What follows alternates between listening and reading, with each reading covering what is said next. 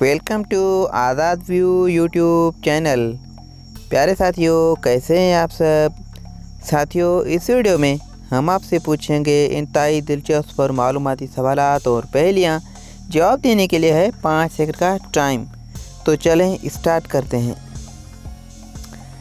साथियों, बताएं वो कौन सी चीज़ है जो धोने से गंदी हो जाती है।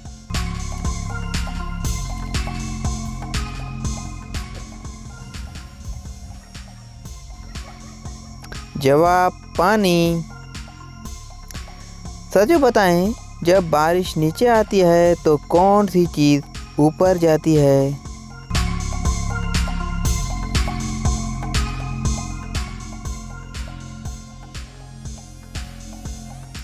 जवाब है इसका छतरी।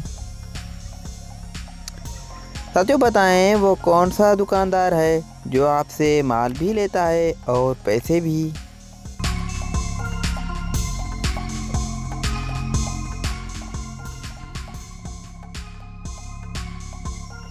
जवाब है इसका नाई या हजाम। जी हाँ साथियों, नाई हमसे बाल भी लेता है और पैसे भी। साथियों, दिलचस्प सवाल है, बताएं वो कौन सी चीज़ है जो मियाँ बीवी का निकाह तोड़ देती है।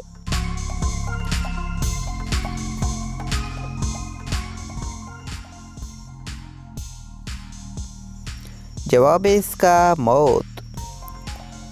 साथियों, बताएं वो क्या है जो औरत में 4 और मर्द में 3 होते हैं।